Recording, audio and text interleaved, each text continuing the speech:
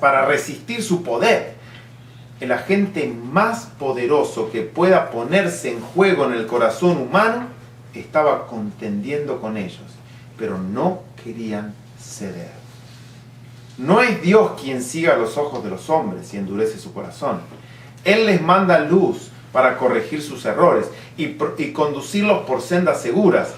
Es por el rechazamiento de esta luz como los hombres se ciegan y el corazón se endurece. Con frecuencia, esto se realiza gradual y casi imperceptiblemente. Viene luz al alma por la palabra de Dios, por sus siervos o por la intervención directa de su espíritu. Pero cuando un rayo de luz es despreciado, ¿cuántos rayos de luz es necesario despreciar? ¿Cuántos? Uno solo.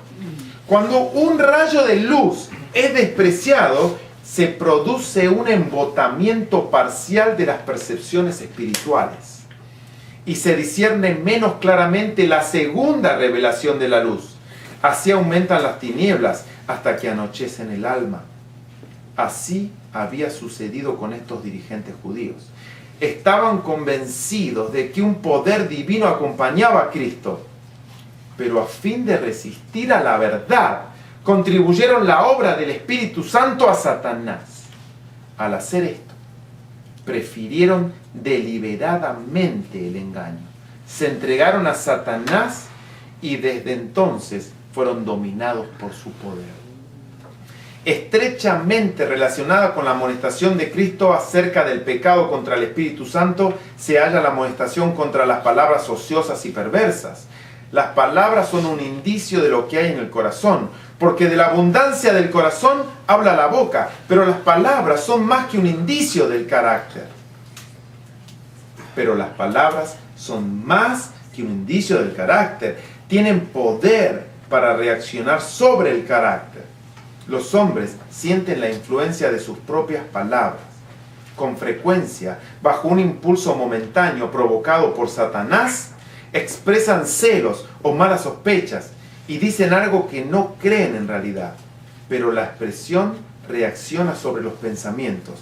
Son engañados por sus propias palabras. Esto es muy profundo lo que acabo de decir. Es psicología pura lo que está diciendo la hermana White. Los hombres, a veces por un impulso puede ser de orgullo, de envidia y de muchas cosas, profieren palabras contra alguien, contra un predicador, contra un mensaje. Pero aunque no crean, lo que produjeron sus palabras, al escucharse en sus oídos, empiezan a creer sus engaños y se autoengañan.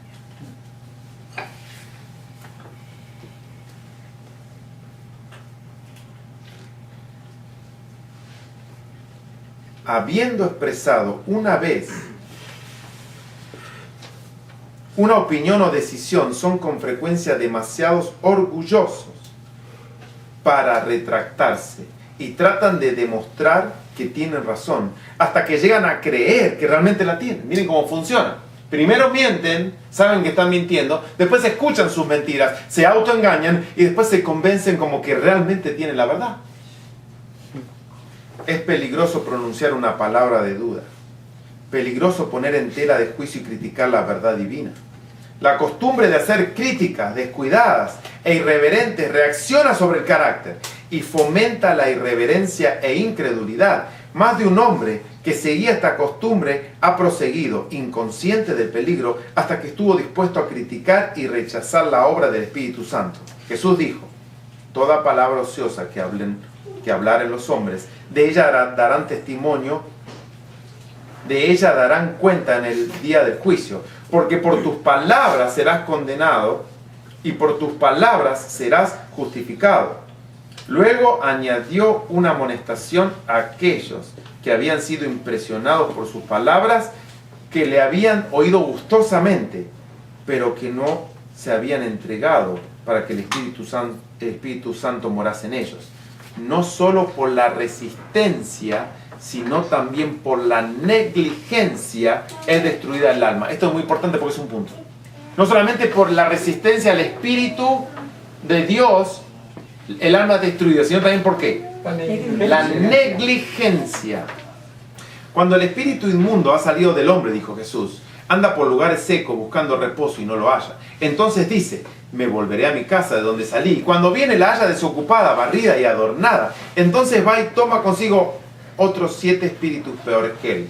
Y entrados moran allí. En los días de Cristo, como hoy, eran muchos los que parecían momentáneamente emancipados del dominio de Satanás. Pero la gracia de Dios, por la gracia de Dios, habían quedado libres de los malos espíritus que dominaban su alma. Se gozaban en el amor de Dios, pero como los oyentes representados en la parábola por el terreno pedregoso, no permanecían en su amor. No se entregaban a Dios cada día para que Cristo morase en su corazón. Y cuando volvía el mal espíritu, con otros 7 espíritus peores que él, quedaban completamente dominados por el mal. Cuando el alma se entrega a Cristo, un nuevo poder se posesiona del nuevo corazón. Se realiza un cambio que ningún hombre puede realizar por su cuenta. Es una obra sobrenatural que introduce un elemento sobrenatural en la naturaleza humana. El alma que se entrega a Cristo llega a ser una fortaleza suya, que él sostiene en un mundo en rebelión y no quiere que otra autoridad sea conocido en ella, sino la suya. Un alma así guardada en posesión por los agentes celestiales es inexpugnable para los asaltos de Satanás, pero a menos que nos entreguemos al dominio de Cristo, seremos dominados por el maligno. Debemos estar inevitablemente bajo el dominio de uno o del otro de los 2 grandes poderes que están contendiendo por la supremacía del mundo. No podemos ser dominados por nosotros.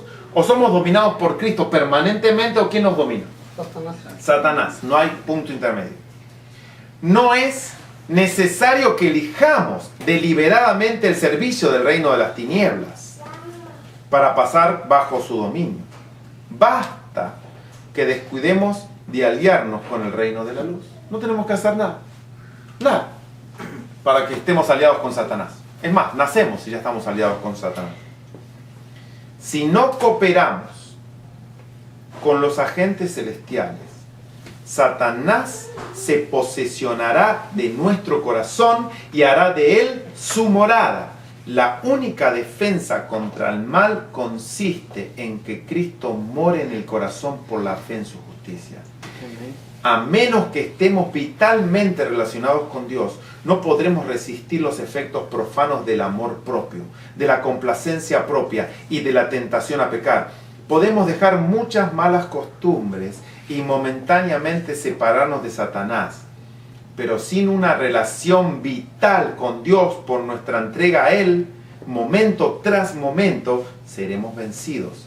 Sin un conocimiento personal de Cristo y una continua comunión, estamos a merced del enemigo y al fin haremos lo que nos ordene.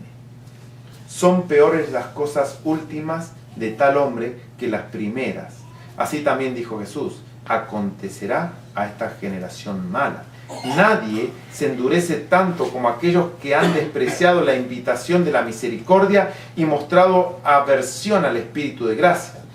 La manifestación más común del pecado contra el Espíritu Santo consiste en despreciar persistentemente la invitación del cielo a arrepentirse. Cada paso dado al rechazamiento de Cristo es un paso hacia el rechazamiento de la salvación y hacia el pecado contra el Espíritu Santo. Al rechazar a Cristo, el pueblo judío cometió el pecado imperdonable. ¿A quién rechazó el pueblo judío? ¿Al Dios Paloma? Al rechazar a Cristo, el pueblo judío cometió el pecado imperdonable. Y desoyendo la invitación de la misericordia, podemos cometer el mismo error. Insultamos al príncipe de la vida y le avergonzamos delante de la sinagoga de Satanás y ante el universo celestial cuando nos negamos a escuchar a sus mensajeros, escuchando en su lugar a los agentes de Satanás que quisieran apartar de Cristo nuestra alma. ¿Quién es el que quiere apartar de Cristo nuestra alma? El que nos presenta a otro ser que no sea Cristo. Tenemos que escuchar a los mensajeros que nos presentan a Cristo como nuestra única esperanza y que Cristo tiene que morar en nosotros. Pero ¿cómo pecamos contra el Espíritu Santo? Cuando nos negamos a escuchar a sus mensajeros, mientras escuchamos en su lugar a los agentes de Satanás que quisieran apartar de Cristo nuestra alma. Mientras uno hace esto, no puede hallar esperanza ni perdón y perderá finalmente todo deseo de reconciliarse con Dios. Mientras Jesús estaba todavía enseñando a la gente, sus discípulos trajeron la noticia de que su madre y sus hermanos estaban afuera y deseaban verle. Él sabía lo que sentían ellos en su corazón, y respondiendo él a los que le decía esto, dijo: ¿quién es mi madre? ¿Y quiénes son mis hermanos? Y extendiendo su mano hacia sus discípulos, dijo: he aquí mi madre y mis hermanos, porque todo aquel que hiciere la voluntad de mi Padre, que está en los cielos, ese es mi hermano y hermana y madre. Todos los que quisieran recibir a Cristo por la fe iban a estar unidos con Él, por un vínculo más íntimo que el del parentesco humano. Iban a ser uno con Él como Él era uno con el Padre.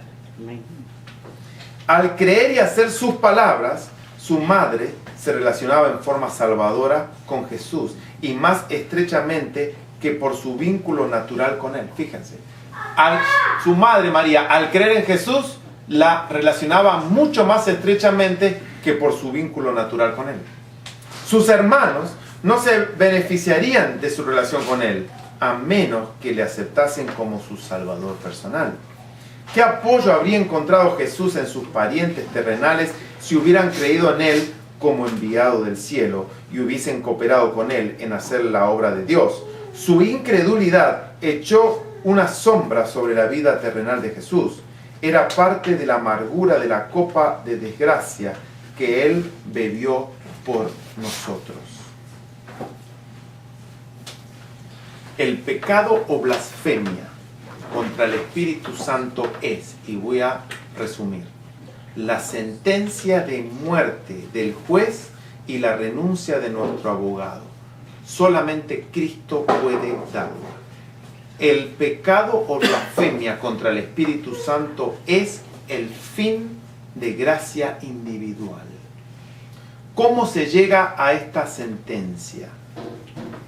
Enumeré 5 pasos cómo llegamos a esta sentencia. Primero, rechazando voluntariamente la obra de Cristo en el corazón. Ese es el primer paso. Rechazando voluntariamente la obra de Cristo en el corazón. Punto 2. Es un proceso, no es una palabra o una acción repentina. ¿Es un qué? Proceso. Es un proceso, no es una palabra o una acción repentina. Punto 3. La determinada y firme resistencia a la verdad, a la luz y a la evidencia, y a cualquier verdad presentada. Si uno está en una iglesia donde no guarda el sábado, y se le presenta el sábado, y por mucho tiempo se le muestra la verdad, y ellos ven que es la verdad, la ven, no es que no la entienden, la ven que es el sábado el día, pero deciden seguir en su congregación porque no están dispuestos a renunciar a su vida ni a sus parientes por ese día, en ese momento empieza la blasfemia o el pecado. Y cuando Cristo ya no puede trabajar más, ya no hay nada que hacer. Y el pecado fue rechazar el verdadero día de reposo. Entonces en nuestra vida, cada pecado puede ser distinto. Puede ser en muchas cosas. No es un pecado específico, sino es la verdad que Cristo tiene para mostrarte. Cuando es rechazada y vemos la luz y la rechazamos, es cuando empieza el terreno de la blasfemia. Y cuando Cristo decide que uno ya no va a aceptar más esa verdad, retira su espíritu y esa persona queda con su padre Satanás. 3. La determinada y firme resistencia a la verdad, a la luz y a la evidencia. La determinada y firme resistencia. 4. La negligencia o descuido a la verdad, a la luz y a la evidencia. No solamente la resistencia, sino también a las ganas de averiguar qué es la verdad. Decir, nada, este tema no me interesa, no me quiero meter, ya me siento bien como estoy, voy a una iglesia donde me enseñan poquito y poquito quiero saber. Ese poquito quiero saber es suficiente para que estemos en terreno del pecado contra el Espíritu Santo, porque es la negligencia